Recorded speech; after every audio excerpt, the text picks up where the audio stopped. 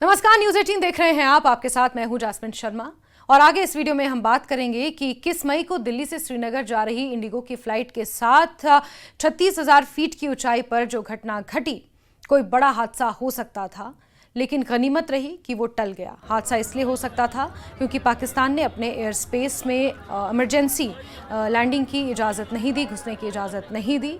जिस फ्लाइट के साथ ये घटना घटी उसमें भारी संख्या में कश्मीर के लोग भी शामिल थे और यही कारण है कि पाकिस्तान की इस हरकत पर हर कोई सवाल उठा रहा है। उस कश्मीर को लेकर जिसे पाकिस्तान अपनी जगुलर वेन करार देता है, उसी जगह के लोग इस फ्लाइट में बैठे हुए थे, सवार थे, लेकिन पाकिस्तान ने इस फ्लाइट को अपने एयर स्पेस में घुसने की इजाज़त नहीं दी।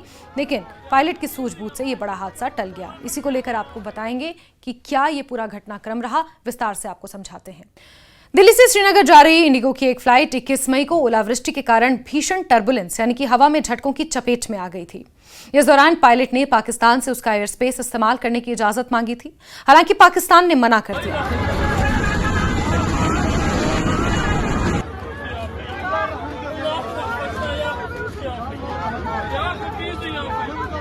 22 मई को सूत्रों के हवाले से यह बताया गया कि इंडिगो फ्लाइट जब अमृतसर के ऊपर से गुजर रही थी तब पायलट ने हल्का टर्बुलेंस महसूस किया।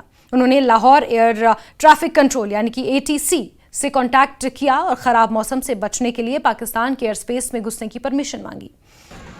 लाहौर ATC ने पायलट को साफ मना कर दिया, जिसके कारण फ्लाइट को अपने तय रूट पर आगे बढ़ना पड़ा। आगे जाकर फ्लाइट गंभीर टर्बुलेंस की चपेट में आ गई। फ्लाइट जोर जोर से हिलने डुलने लगी। फ्लाइट में 227 लोग सवार थे, जिसमें कुछ बच्चे, बुजुर्ग भी थे। तेज झटकों के कारण सभी चीखने और चिल्लाने लगे थे।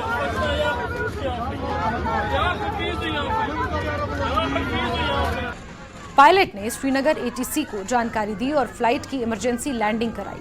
लैंडिंग के बाद देखा गया कि फ्लाइट का अगला हिस्सा, जो कि फ्लाइट की नोक होती है, वो टूटा हुआ था। सोशल मीडिया पर फ्लाइट के भीतर के कई वीडियोज सामने आने लगे, जिसमें लोग अपनी जान के लिए प्रार्थना करते नजर आ रहे हैं। बच्चों के रोने की आवाजें भी सुनाई दे रही हैं।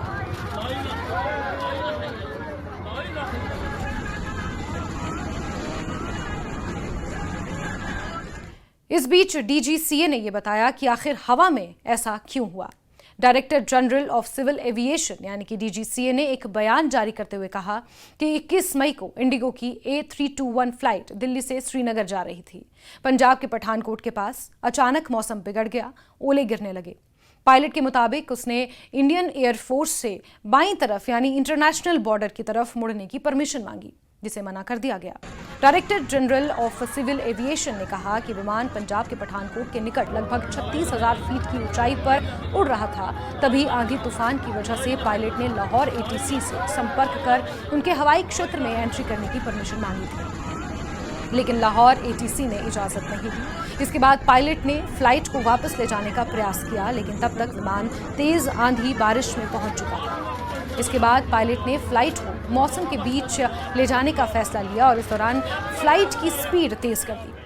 आखिर में श्रीनगर एयरपोर्ट पर सेफ लैंडिंग किसी तरह हो पाई, लेकिन विमान को भारी नुकसान हुआ। कोई बड़ा हादसा भी हो सकता था। हालांकि इससे विमान की नोक को जो नुकसान पहुंचा, इस पर भी DGCA की तरफ से जांच की जा रही है। पहलगाम हमले के बाद भारत पाकिस्तान ने एयर स्पेस बंद कर दिया है। आपको बता दें कि 22 अप्रैल को पहलगाम आतंकी हमले में 26 लोगों की मौत के बाद भारत और पाकिस्तान के बीच तनाव अभी भी जारी है, जो अप्रत्यक्ष रूप से सामने आ रहा है। जैसे कि इस इमरजेंसी सिचुएशन में भी पाकिस्तान का फ्लाइट को अपने एयर स्पेस में ना घुसने देना। 24 अप्रैल को पाकिस्तान ने भारतीय एयरलाइंस के लिए अपना एयर स्पेस बंद कर दिया था। भारत ने भी पाकिस्तान एयरलाइंस के लिए अपना एयर स्पेस बंद कर दिया, जिसका भारी नुकसान भी पाकिस्तान को उठाना पड़ रहा है। इंटरनेशनल सिविल एविएशन ऑर्गेनाइजेशन यानी कि ICAO के नियमों के तहत कोई भी देश किसी दूसरे देश के लिए अपना एयर स्पेस 1 महीने से ज्यादा समय तक बंद नहीं कर सकता। ऐसे में पाकिस्तान भारतीय एयरलाइंस के लिए अपना एयर स्पेस सिर्फ 23 मई तक बंद रख सकता है, यानी आज तक। फ्लाइट में सवार TMC सांसद ने भी इसको लेकर प्रतिक्रिया दी है।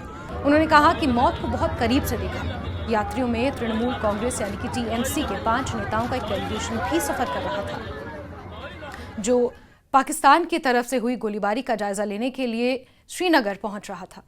इनमें शामिल TMC सांसद सागरिका घोष ने बताया कि मुझे लग रहा था कि मौत करीब है। जिंदगी खत्म हो गई है, लोग चीख रहे थे, प्रार्थना कर रहे थे।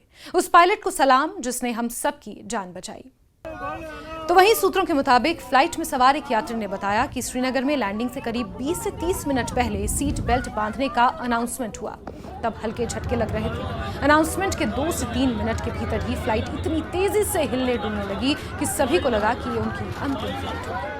तो फ्लाइट स्मूथ ही जा रही थी। तो मुझे लगता है 20 या 30 मिनट होंगे श्रीनगर आने को। तो कॉकपिट से अनाउंसमेंट आया कि रफ पाथ है, तो आपने फास्टन योर सीट बेल्ट्स। तो हम सब लोगों ने सीट बेल्ट्स फास्टन किए।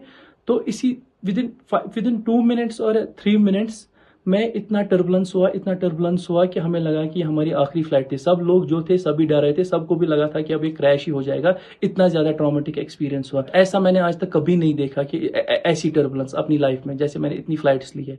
सोशल मीडिया पर वायरल वीडियोस में देखा गया कि तेज झटकों की वजह से फ्लाइट के कैबिन में रखा सामान गिरने लगा था। यात्रियों की चीखों के बीच क्रू ने सीट बेल्ट लगाने का ऐलान किया। कुछ देर में फ्लाइट की इमरजेंसी लैंडिंग हुई, तब जाकर यात्रियों ने राहत की सांस ली। फ्लाइट से उतरकर लोगों ने देखा कि नोज कोन टूटा हुआ था। नोज कोन यानी कि फ्लाइट का अगला हिस्सा, जिसे फ्लाइट की नाक भी कहा जाता है। ऐसी स्थिति में भी सेफ लैंडिंग कराने पर पायलट की तारीफ की जा रही है। इंडिगो ने कहा कि सभी यात्री सुरक्षित हैं और घटना के बाद इंडिगो ने एक प्रेस रिलीज जारी कर बताया कि फ्लाइट 6E2142 को रास्ते में अचानक ओलावृष्टि का सामना करना पड़ा था। फ्लाइट और कैबिन क्रू ने प्रोटोकॉल का पालन किया और फ्लाइट की श्रीनगर में सुरक्षित लैंडिंग कराई। सभी यात्री सुरक्षित हैं, किसी के घायल होने की, हताहत होने की कोई खबर नहीं है। श्रीनगर में अभी फ्लाइट की जांच और मेंटेनेंस का काम जारी है। मंजूरी मिलने के बाद ऑपरेशन फिर से शुरू होगा। सूत्रों ने यह भी बताया कि directorate general of civil aviation मामले की जांच कर रहा है। अब आगे आपको ये बताते हैं कि टर्बुलेंस आखिर होता क्या है। विमान में टर्बुलेंस या हलचल का मतलब होता है हवा के उस बहाव में बाधा पहुंचाना जो विमान को उड़ने में मदद करती है। ऐसा होने पर विमान हिलने लगता है, डुलने लगता है और अनियमित वर्टिकल मोशन में चला जाता है, यानी अपने नियमित रास्ते से हट जाता है। इसी को टर्बुलेंस कहते हैं। कई बार टर्बुलेंस से अचानक ही विमान ऊंचाई से कुछ फीट नीचे आने लगता है। यही वजह है कि टर्बुलेंस की वजह से विमान में सवार यात्रियों को ऐसा लगता है जैसे विमान गिरने वाला है। टर्बुलेंस में प्लेन का उड़ना कुछ हद तक वैसा ही है जैसे उबड़ खाबड़ सड़क पर कार का चलना। कुछ टर्बुलेंस हल्के होते हैं जबकि कुछ गंभीर। किसी भी प्लेन को स्थिर तौर पर उड़ाने के लिए जरूरी है कि इसके विंग के ऊपर और नीचे से बहने वाली हवा नियमित हो, यानी कि बराबर हो। कई बार मौसम या अन्य कारणों से हवा के बहाव में अनियमितता आ जाती है। इससे एयर पॉकेट्स बन जाते हैं और इसी वजह से टर्बुलेंस होता है। टर्बुलेंस तीव्रता के लिहाज से 3 तरह का होता है। हल्के टर्बुलेंस, इसमें प्लेन 1 मीटर तक ऊपर नीचे होता है, यात्रियों को पता भी नहीं चलता। मध्यम टर्बुलेंस यानी इसमें जहाज 3 से 6 मीटर तक ऊपर नीचे होता है, इसमें ड्रिंक गिर सकती है, आपका सामान छलक सकता है।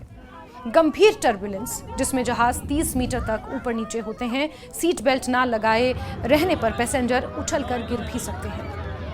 अब आपको बताते हैं कि क्या टर्बुलेंस की वजह से प्लेन क्रैश भी हो सकता है। जी हाँ, आधुनिक टेक्निक के बेहतर होने से टर्बुलेंस की वजह से प्लेन क्रैश होने की आशंका अब काफी कम हो गई है, लेकिन टर्बुलेंस से प्लेन क्रैश की आशंका फिर भी बनी रहती है। 1960 के दशक में दुनिया में हुए कुछ विमान हादसे टर्बुलेंस की वजह से ही हुए थे। 1994 में अमेरिका में यूएस एयर फ्लाइट 1016 आंधी तूफान की वजह से पैदा हुए टर्बुलेंस के कारण लैंडिंग के समय क्रैश हो गई थी। इस हादसे में 37 लोगों की जान गई थी। 1999 में अमेरिकी एयरलाइंस फ्लाइट 1420 आंधी तूफान की वजह से पैदा टर्बुलेंस के बाद लैंडिंग के समय एयरपोर्ट पर रनवे से आगे निकलकर क्रैश हो गई थी। इस हादसे में विमान में सवार 145 में से 11 लोगों की जान गई थी। साल 2001 में वेक टर्बुलेंस की वजह से अमेरिकन एयरलाइंस की फ्लाइट 587 टेक ऑफ की थोड़ी ही देर बाद क्रैश हो गई थी और इसमें सवार सभी 260 लोगों की मौत हो गई थी। आधुनिक प्लेन इस तरह बनाए जाते हैं कि वो हर तरह की टर्बुलेंस झेल सकें। पायलट को भी इससे निपटने की ट्रेनिंग दी जाती है। लेकिन 21 मई को जो कुछ हुआ उससे ये स्पष्ट है कि पाकिस्तान जिस तरह की सोच रखता है, इंसानियत के प्रति जिस तरह की पाकिस्तान की सोच है और जिस सोच का परिचय पाकिस्तान ने दिया है, यही कारण है कि कश्मीर के लोग भी अब पाकिस्तान पर सवाल उठा रहे हैं और निंदा कर रहे हैं।